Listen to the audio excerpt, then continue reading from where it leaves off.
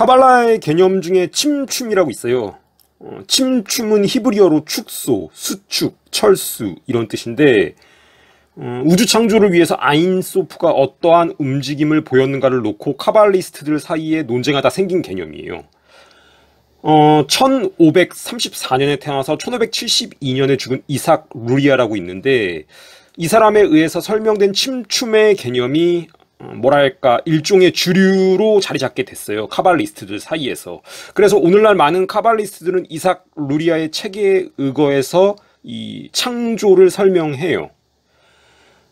이삭 루리아의 이론은 간단한 것이 아니어서 이해하기가 쉽지 않은데 그래도 쉽게 좀 설명해 보자면 신이 자신의 내부로 철수하여 이 철수로 생긴 공간으로 창조를 위한 빛의 발출이 일어났다. 뭐 이런 주장인데 철수 후 빈 공간의 첫 번째 발출은 아담 카드몬이다. 이 아담 카드몬에서 10개의 세피로트가 나오게 된다. 이 아담 카드몬에서 세피로트가 발출되는 과정에서 빛을 담는 그릇이 깨지는 사건이 일어나는데 그릇이 왜 깨졌는지에 대해서는 카발리스트 사이에서도 의견이 분분해요.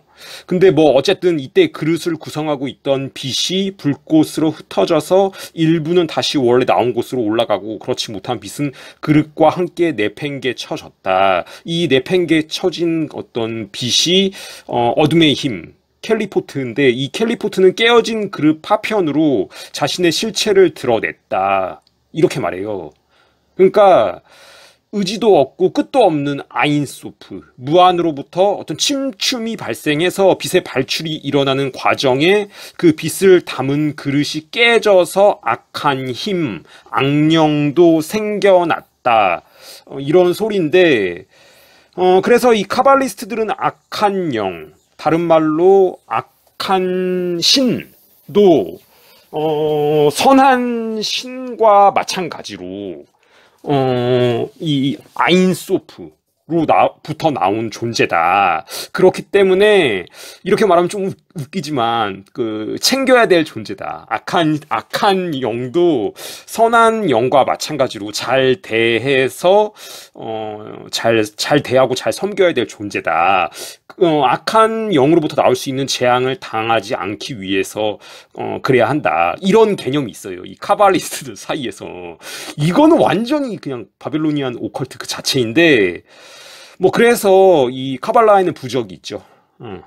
악한 신으로부터, 그러니까 악한 영으로부터 이 줄 수 있는 어떤 부정적인 영향으로부터 자신을 지키는 그런 부적이 있고 또 악한 영도 선한 영처럼 잘 위무해야 한다. 이런 어떤 관념이 있기 때문에 그에 따르는 신비주의적 의식들도 있죠. 이런 카발라적 관념에서 나온 괴물이 사비타이 즙이랑 제이콥 프랑크인데 이번 영상에서는 이 제이콥 프랑크가 남긴 편지에 대해서 좀 얘기해 보려고 해요. 이 제이콥 프랑크가 남긴 편지가 두 통인데 하나는 1767년에 다른 하나는 1768년에 쓴 것으로 여겨지고 이 편지에 따르면 제이콥 프랑크는 유대인들이 에돔의 거룩한 신앙을 받아들여야 한다고 말해요. 이 편지는 제이콥 프랑크와 프랑키스트, 그러니까 프랑크주의자들의 어떤 관념, 사고방식을 드러내고 있기 때문에 매우 중요하며 제이콥 프랑크의 말을 받아 적어서 기록된 것으로 추정되는 주님의 말씀 모음집을 제외하면 남아있는 거의 유일한 제이콥 프랑크의 글이기 때문에 중요하다. 그렇게 여겨지는 어떤 문서고 이 편지에서 제이콥 프랑크는 토라와 조하르를 자주 인용하며 거기서 더 나가서 토라의 문체를 모방한 문장을 썼어요. 그 편지를 좀 읽어드리면 완고한 자들아 내 말을 들어라. 광야에서 열방으로 전해지는 그 음성을 누가 들을 수 있겠느냐. 힘센 사자가 깨어나 수량을 기억할 때 너희에게 화가 있으리로다. 이 성경 토라의 문체를 모방하죠. 계속해서 읽을게요. 초기의 예언들은 이미 이루어졌고 새로운 예언들은 처음부터 끝까지 이루어진다. 그러므로 그들이 크라쿠프와 그 주변에 대해 울고 울부짖을 준비를 해야 한다. 슬퍼하며 굵은 베옷을 입고 거리에서 부르짖어라. 누가 칼에 죽고 누가 굶주림이나 전염병이나 포로로 죽겠느냐. 그들의 시체는 땅 속에 똥 같고 개들은 그들의 피를 핥을 것이다. 그러므로 그들을 위하여 부르짖을 준비를 해라. 오직 참된 이해력을 가진 자들만이 알게 될 것이다. 아브라함과 이삭과 야곱의 자손의 불꽃을 가진 자는 누구나 에돔의 거룩한 신앙에 들어가야 하며 누구든지 이 신조를 사랑으로 받아들이는 사람은 구원받을 것이다. 제이콥 프랑크가 이렇게 썼는데 에돔의 거룩한 신앙? 성경 잘 모르는 분들 위해서 좀 설명드리면 에돔은 에서의 후손이죠. 그러니까 이제 에돔 족속은 에서의 후예들인데 에서는 야곱의 형으로 팥죽 한 그릇의 장자권을 팔아넘긴 자죠. 그러니까 하나님께서는 에서가 아닌 야곱을 선택해서 야곱의 이름을 이스라엘로 바꾸시고 야곱의 아들 12명이 이스라엘 12지파가 되면서 하나님이 택한 민족 이스라엘이 시작되게 되는데 에돔은 그 선택에 들어오지 못한 족속. 좀 세게 말하면 저주받은 족속인데 제이콥 프랑크는 자기가 유대인이라고 자칭하면서 에돔의 신앙을 받아들여야 구원을 받을 것이라고 말하고 있죠.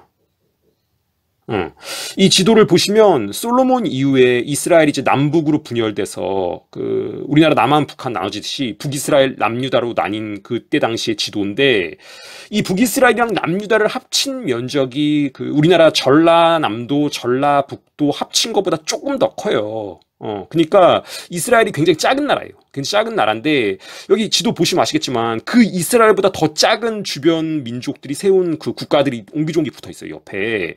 에돔도 그 중에 하나죠. 그러니까 에돔 말고도 모압, 암몬, 블레셋, 페니키아도 있는데 이 중에 이제 페니키아의 신이 인신제사를 받는 몰렉, 다른 이름이 바알 함몬이죠. 그러니까 바알 함몬 니꼬르 몰렉인데 이 몰렉이 페니키아의 신인데 암몬도 몰렉을 믿었어요. 이제 이름을 좀 바꿔서, 그러니까 암몬의 신은 밀곰인데 이게 이제 이름만 다르지 똑같아요. 똑같이 이제 인신제사 해야 돼요. 생긴 것도 똑같고. 그리고 이제 모압은 그모스를 믿었는데 이 그모스도 똑같아요. 그모스도 똑같이 이름만 그모스지 유아를 인신제사 해야 되는 신이에요. 그러니까 페니키아에서는 몰렉 또는 바알 함몬이라고 불린 게 암몬에서는 밀곰, 모압에서는 그모스라는 다른 이름으로만 불렸을 뿐 본질은 똑같은 우상을 섬겼다고 보시면 돼요. 그러니까 쉽게 말해서 이스라엘 주변의 이방 민족들은 몰렉, 바알, 함몬, 그모스, 밀곰 등 다양한 이름으로 불린 우상을 섬겼지만 이게 이름은 다르더라도 본질은 똑같다. 이렇게 보시면 되고, 근데 이제 제이콥 프랑크가 인용했던 에돔, 이 에돔은 어떤 신을 섬겼는가, 어떤 우상을 섬겼는가, 이것에 대한 명확한 기록이 성경에 안 나와요. 그러나, 이스라엘 주변의 다른 민족들이 이름만 다를 뿐 본질은 동일한 우상을 숭배했던 것에서 유추해 볼 때, 그리고 성경의 기록에서 에돔이 반복적으로 이스라엘을 괴롭히는 민족으로 나오고 특히 오바디아 선지서는 에돔에 대한 하나님의 심판을 선언하고 있죠. 이런 어떤 성경의 기록들을 보았을 때 에돔이 숭배했던 어떤 우상도 모압이나 암몬, 페니키아와 대동소이했을 것이다. 이렇게 판단할 수 있는데 이 카발라 전통에서 나온 제이콥 프랑크는 에돔의 신앙을 받아들여야 한다. 이렇게 얘기를 하죠. 근데 이렇게 토라를 카발라적으로 뒤틀어서 해석하면은 이게 또 말이 될 수가 있어요. 이 제이콥 프랑크의 두 번째 편지, 또 다른 편지에서 이것에 대해서 또 암시하는, 그러니까 왜 얘가 에돔의 신앙을 유대인들이 받아들여야 된다, 이렇게 말을 했는지에 대한 어떤 암시적인 내용이 나오는데 이 두 번째 편지에 그 편지를 읽어드릴게요. 한 음성, 강력한 음성이 높은 곳에서 아래로 깨어났다. 아래 세계로 깨어났다. 우리의 눈이 열렸을 때 공이 높은 곳에서 아래 세계의 여러 면으로 내려왔다. 감미로운 목소리가 높은 곳에서 아래 세계로 내려왔다. 같다.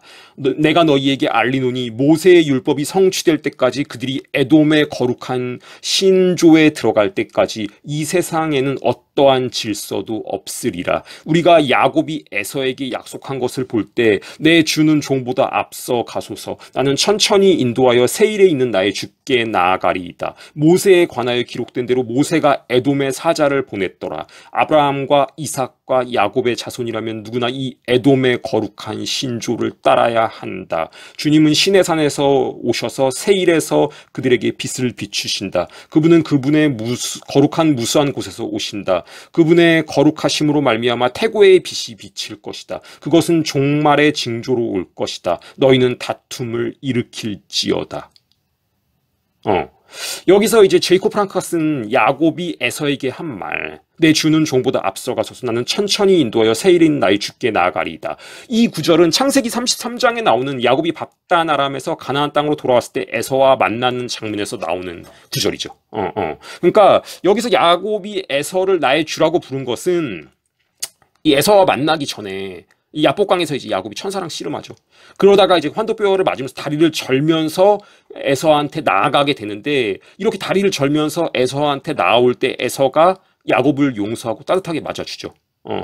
그러니까 이제 야곱이 에서에게 이렇게 말하죠. 그러니까 형님의 얼굴을 보는 것이 마치 주님의 얼굴을, 하나님의 얼굴을 보는 것 같다. 이렇게 말하며 이 발언의 연장선상에서 계속해서 에서를 높이면서 주라고 불렀는데, 야곱이 이것은 어떤 그렇게 에서를 높이면서 부른 것일 뿐, 에서가 자신의 주님이다, 하나님이다, 이 소리는 당연히 아니잖아요. 당연히 아니잖아요. 근데 제이콥 프랑크는 지금 야곱이 에서를 주라고 불렀으니까 유대인은 에돔의 신앙을 받아들여야 한다, 이 근거로 이렇게 말을 해요.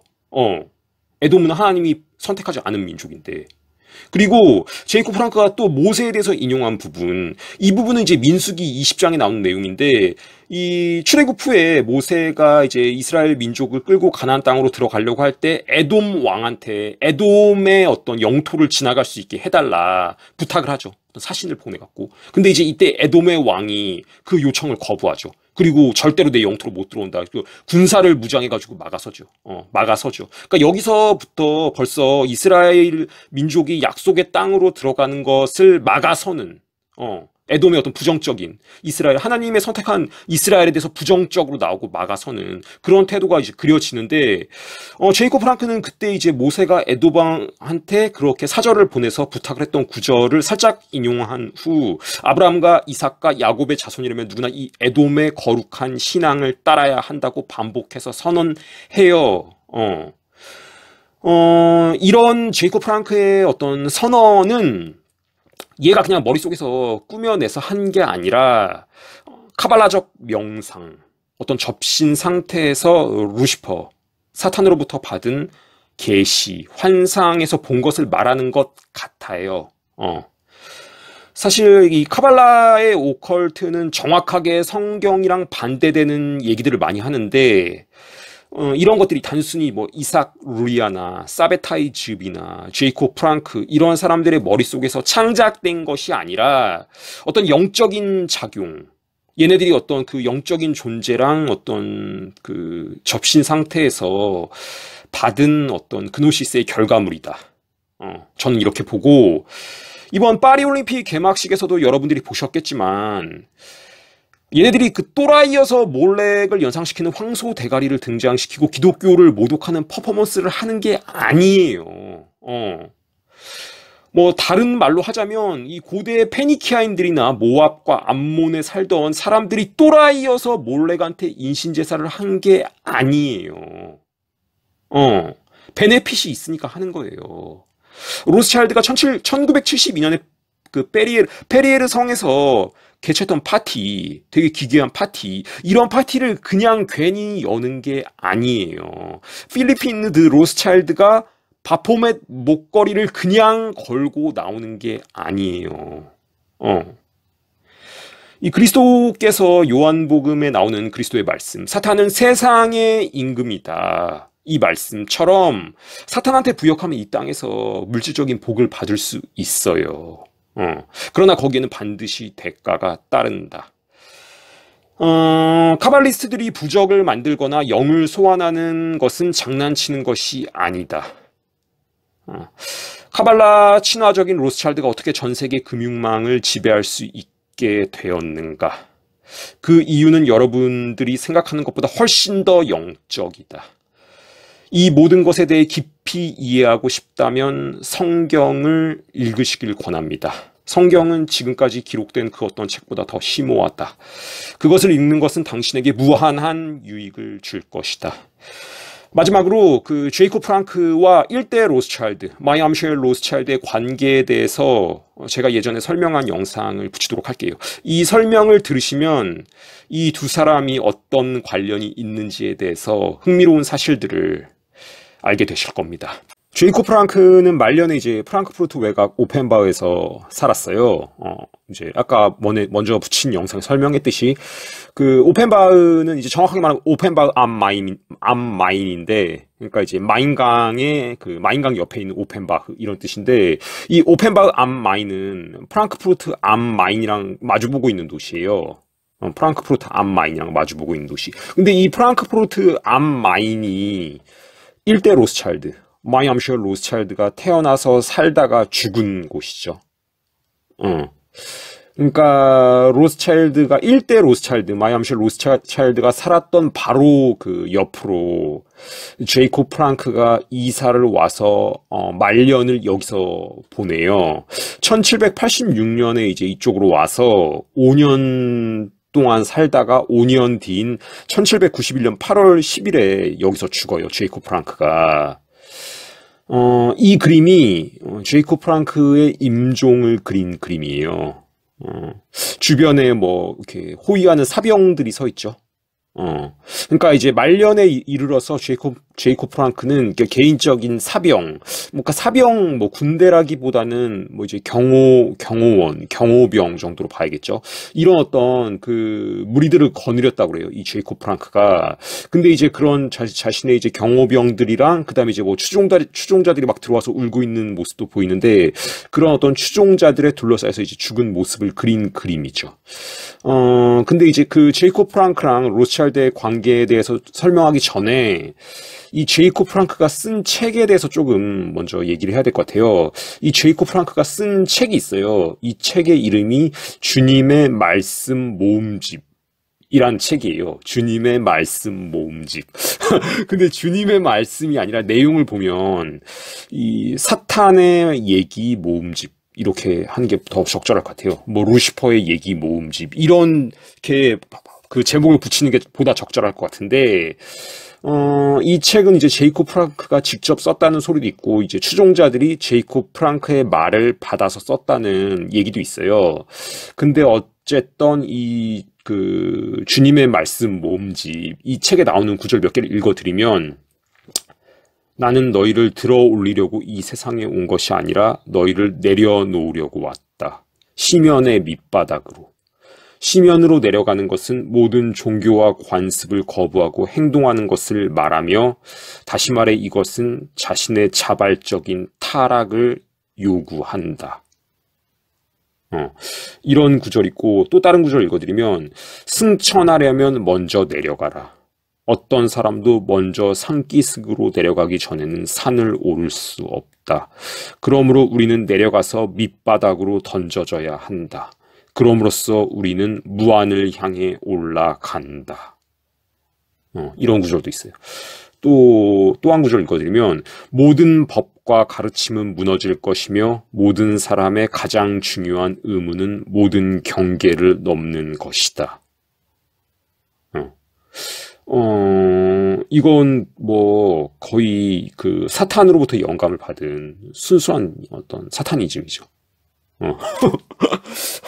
딱 하나만 더 읽어드리면, 인생에 이르는 길은 결코 쉽지 않은데 그것은 허무주의의 길, 즉 파괴의 길이기 때문이며, 그것은 모든 법과 관습과 종교로부터 자신을 해방시켜 생각할 수 있는 모든 태도를 취하고 한 지도자를 따라 한 걸음 한 걸음 시면으로 들어가는 것을 의미한다. 이제 이런 그 구절들이 책에 나오고, 그 제이콥 프랑크는 자신의 추종자들한테 이제 정숙함, 가족의 순결, 뭐 어떤 근친 상간에서 금지하는 뭐 토라의 구절 이런 것들을 이제 뒤집는 그 집단 성교, 난교 이런 것들을 행하라고 이제 얘기를 했어요. 심연의 밑바닥으로 내려가는 것, 경계를 넘는 것 이런 것에 다 해당되는 행위죠, 이게. 근친상간, 소아성애, 인신제사 뭐 이런 거. 근데 이제 영적인 측면에서는 이제 이런 것들이 이 제이콥 프랑크를 초용했던 사람들한테는 이런 게 일종의 이런 행위가 일종의 워십의 한 형태예요. 이런 행위가. 영적인 측면에서 이제 그렇다면, 이제 심리학적 측면에서 만약에 분석해보자면, 이런 행위의 의미를 분석해보자면, 집단 난교는 그 행위를 이제 행하는 집단을 하나로 묶어요. 그러니까 함께 어떤 도덕 규칙을 어기는, 그러니까 함께 도덕률을 넘어서는 어떤 행위에 참여함으로써 일종의 집단 정체성을 만들어내고 이런 행위 자체가 그 행위에 참여하는 사람들에게 그리고 어떤 일종의 함께 손에 피를 묻히는 거죠. 함께 공범자가 되는, 그러니까 끊어낼 수 없는 결속력을 갖게 되는 거죠. 이런 행위를 하면 심리학적 측면에서 봤을 때는. 근데 어쨌든 간에 이제 그 제이콥 프랑크가 자신의 저서에서 이제 이런 글들을 남겼고, 이 제이콥 프랑크의 추종자 중에서 미하엘 헤스라고 있어요. 이 미하엘 헤스가 마이어 암쉘 로스차일드, 일대 로스차일드. 이 사람에 의해서 가정교사로 고용됐어요. 이 미하엘 헤스가. 그러니까 이제 그 마이어 암쉘 로스차일드의 5명의 아들, 이 5명의 아들 중에서 이제 런던으로 보내진 네이선 로스차일드, 나중에 이제 영국을 완전히 장악하는 이 네이선 로스차일드랑 그 사람의 동생인 제임스 로스차일드, 파리로 갔던 프랑스를 완전히 장악하는 이들이 다 이 미하엘 헤스의 가정교사였어요. 미하엘 헤스가 이 사람들의 다 가정교사였어요. 어렸을 때 이 미하엘 헤스를 마이어 암쉘 로스차일드가 자기 아들들의 가정교사로 고용해요. 제이콥 프랑크의 추종자를. 그러니까 왜 로스차일드 사람들이 그렇게 이상한 오컬트를 좋아하고 그 집단 난교나 인신제사를 연상시키는 기괴한 파티를 여는가? 가 좀 설명이 되는 거죠. 1972년에 그 기 로스차일드, 프랑스의 로스차일드가 페리에르 성에서 열었던 파티 기억하시죠? 이 파티가 왜 이 로스차일드 사람들이 이런 파티를 여는가 그런 것에 대해서 좀 설명될 수 있는 대목이고 이게 끝이 아니에요. 또 있어요. 그러니까 지그문트 가이젠하머라고 있어요. 지그문트 가이젠하이머. 이 사람도 제이콥 프랑크의 추종자인 프랑키스트였는데 이 사람은 마이어 암쉘 로스차일드의 수석이었어요. 수석 비서. 뭐 영문으로 이제 위키피디아 들어가서 그 지그문트 가이젠하이머 그 치면은 떠요. 이게 마이어 암쉘 로스차일드의 수석 비서였다고. 그러니까 이런 어떤 것만 봐도 이 로스차일드 가문이 사베티안 유대인, 그러니까 즉 사베타이 즈비의 이념을 쫓았던 그 사베티안 주가 아니었다면 이 제이콥 프랑크의 사람들을 어떤 자기 비서로 고용하고 자기 아들들의 가정교사로 채용하지는 않았을 거다. 이렇게 보이고, 그러니까 로스차일드 가문의 어떤 선조가 이 사베타이 즈비를 추종했던 사베티안이었던 것 같아요. 그러니까 역시 같은 사베티안이었던 제이콥 프랑크의 사람들을 자신의 비서로 고용하고 자기 아들들의 가정교사로 채용한 거죠. 이렇게 보이고, 그래서 이런 어떤 그 연구자들은 이 제이콥 프랑크랑 마이어 암쉘 로스차일드랑 일종의 동맹을 맺었다. 그렇게 좀 봐요.